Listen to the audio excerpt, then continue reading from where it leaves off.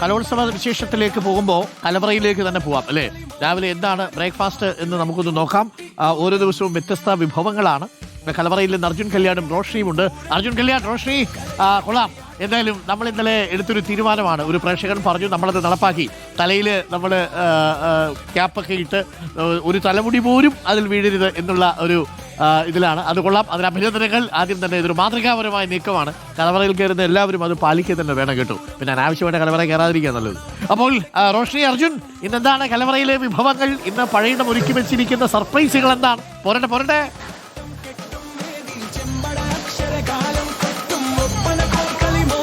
ചോദ്യമാണ് അല്ലെ അർജുൻ? രാവിലെ ബ്രേക്ക്ഫാസ്റ്റിന് എന്താണ്, ചായക്ക് കടി എന്താണ്, ഉച്ചയ്ക്ക് പായസം എന്താണ്, കൂട്ടുകൾ എന്താണ്, പിന്നെ ഡിന്നർ എന്താണ്? നേരത്തെ ചായക്കുള്ള ലഘുഭക്ഷണം കടി എന്താണ്? അർജുൻ, നീ ഇത് കണ്ടോ? ഈ സുഭാഷ് ഏട്ടനും അനീഷ് ഏട്ടനും ഇങ്ങനെ ഉരുട്ടിക്കൊണ്ടിരിക്കുന്ന എന്താണെന്നറിയോ? എന്താണ്? സുഖിയൻ. എത്ര എണ്ണ ഉണ്ടാക്കണം അറിയോ ഒരു ദിവസം? അതോ നമുക്ക് ചോദിക്കാം. സുഭാഷ് ഏട്ടാ, എത്ര എണ്ണം വേണം? ഈ ഉരുട്ടിക്കൊണ്ടിരിക്കുന്ന ഇത് ഉച്ചത്തെ ചായക്കുള്ള കടിയല്ലേ? എത്ര എണ്ണം? 3000 എണ്ണം. മോനെ, ഇത് ചെറിയ കളിയല്ല. നിനക്കൊരു കാര്യം അറിയോ? അതായത് 2.5 ലക്ഷത്തോളം പേർക്കാണ് പോലും ഒരു ദിവസം 4 നേരം ഇവര് ഭക്ഷണം കൊടുക്കുന്നത്. ഇതിനേക്കാൾ വലിയ, അതായത് കലോത്സവത്തിന്റെ പൂരം തൃശ്ശൂർ തേക്കിൻകാട് മൈതാനത്ത് നടക്കുമ്പോൾ അതിനേക്കാൾ വലിയ ഒരു പൂരം നടക്കുന്ന ഇടമായി കലവറയും മാറിക്കഴിഞ്ഞു. തീർച്ചയായിട്ടും ചേട്ടാ, കുറെ നേരം ഇങ്ങനെ ഉരുട്ടണ്ടേ?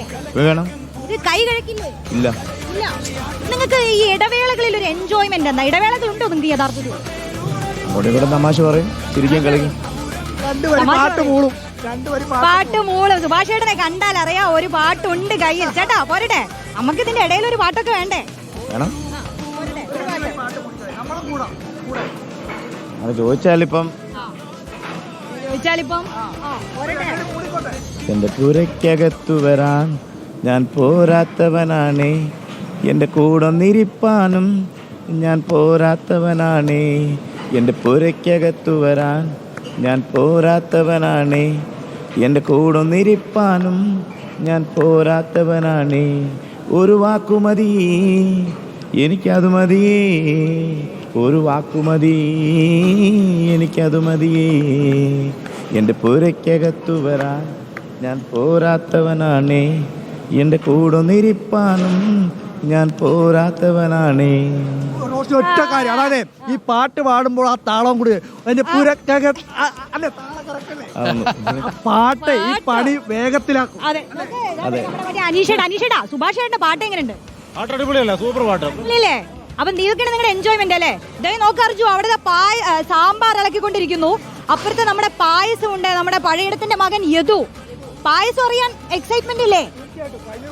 ചക്കപ്പായസായിരുന്നു. അതിന് ഇന്നലെ അത് പ്രഥമന അല്ലല്ല അട അട അട അട. അപ്പൊ ഇന്നെന്താണ് ചോദിക്കേ? ഹേ യദു ചേട്ടാ, നല്ല ഇളക്കലാണല്ലോ. ഇന്ന് എന്താണ് പായസം? ഇന്ന് ഞാനൊന്ന് ഗസ് ചെയ്യട്ടെ. ഇന്ന് അർജു, ഇത് അരിപ്പായസം അല്ലല്ല ഗോതമ്പ് തെറ്റി, പിന്നെ തെറ്റി. ഓക്കെ, ഒരു മിനിറ്റ്. ശർക്കര പായസം. അതെ, ശർക്കരയാണ്. എന്തായാലും ഉപയോഗിക്കാം. ഇത് പ്രഥമൻ, ഇത് അടപ്രഥമനാണ്. അടപ്രഥമനാണ്. അപ്പൊ ഇന്നലത്തെ എന്തായിരുന്നു? അർജു ബ്രോ ഇന്നലെ നമ്മള് ഒരു കാര്യം, ഇന്നലെ അച്ഛന്റെ സൂചന പാലടായിരുന്നു. ഇന്നലെ പാലടായിരുന്നു വേണത്. ഇന്ന് അടപ്രഥമനാണ്. അർജു, സൂക്ഷിച്ചിളക്കണം. ഈ ഇളക്കലിൽ പോലും ഒരു കലയുണ്ട് ഇല്ലേ? ഉറപ്പായും. എങ്ങനെ ഇളക്കണം?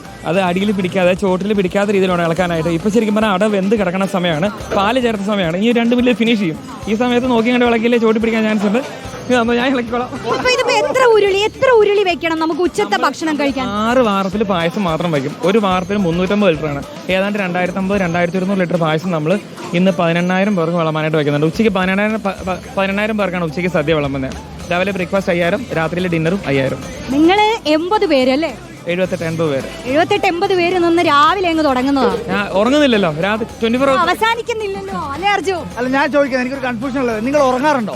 സത്യത്തിൽ വളരെ കുറച്ച് സമയമൊക്കെ ഉറങ്ങാം. അതൊക്കെ മതി. നമുക്ക് ഉറക്കമൊന്നും ഒരു പ്രശ്നമല്ല. സത്യം പറഞ്ഞാൽ വളരെ കുറച്ച്. നിങ്ങളുടെ ഉത്സവ മൂഡിലാണ് ഇന്നല്ലേ? എന്നാ ഒരു പാട്ടാവാം.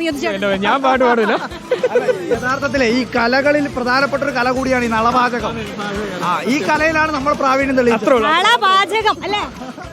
ഒരു കാര്യം, ചോറിലെ പായസം കഴിച്ചിട്ട് നമുക്ക് പായസമൊക്കെ നമ്മൾ കുടിക്കാം. നമ്മള് ഇതിങ്ങനെ നിരത്തി വെച്ചിരിക്കുകയാണ് കേട്ടോ പ്രേക്ഷകരെ. ഉരുളികളെ, ഓരോ ഉരുളികൾ ഓരോന്നാണ്. പായസത്തിന്റെ വാർപ്പ് അല്ലേ? ഉരുളി ഒന്നും പറയാൻ പാടില്ല. ഇതിപ്പോ വാർപ്പാണ്. 50 ലിറ്റർ വീതം നമ്മള് പായസം ഫിനിഷ് ചെയ്യും. അപ്പം ഇതിങ്ങനെ ഉച്ചയ്ക്ക് വിളമ്പിക്കൊണ്ടിരിക്കുക. അപ്പോൾ നമ്മൾ ഇനി ബാക്കി 3 സെറ്റ് വാർപ്പ് കൂട്ടാൻ പോകുന്നുള്ളൂ. ഇത് ഈ പായസം കൂട്ടി തീരുമ്പോൾ തന്നെ ഉച്ചയ്ക്ക് 1 മണിയാവും. റോഷി അപ്പോ ഡോക്ടർ അരുൺകുമാർ രാവിലെ പുട്ടും കടലയും ഉണ്ട്. നമ്മുടെ മന്ത്രി ശിവൻകുട്ടിയൊക്കെ അവിടെ ഇരുന്ന് പുട്ട് കഴിക്കുകയാണ്. ഓക്കെ അപ്പൊ ഇനിയും നമുക്ക് തള്ളാം. ഈ ഇന്നത്തെ പുട്ടിന്റെ ഒരു ആവേശമുണ്ട്. ഇനി ഉച്ചയ്ക്ക് ഇതേ പ്രഥമൻ അല്ലെ, അടപ്രഥമൻ നമുക്ക് കേറല്ലേ? സെറ്റ് തീർച്ചയായിട്ടും അടപ്രഥമൻ കഴിച്ചിട്ട് നമ്മൾ ഇപ്പൊ വരാം doctor Arun. Okay, thank you. അപ്പോൾ അടപ്രഥമ കഴിക്കാൻ പോയവര് ഇനിയിപ്പോ കുറച്ചേത്തേക്ക് അവര് റിപ്പോർട്ടിങ്ങിന് കിട്ടൂല. അർജുൻ കല്യാണും റോഷിയും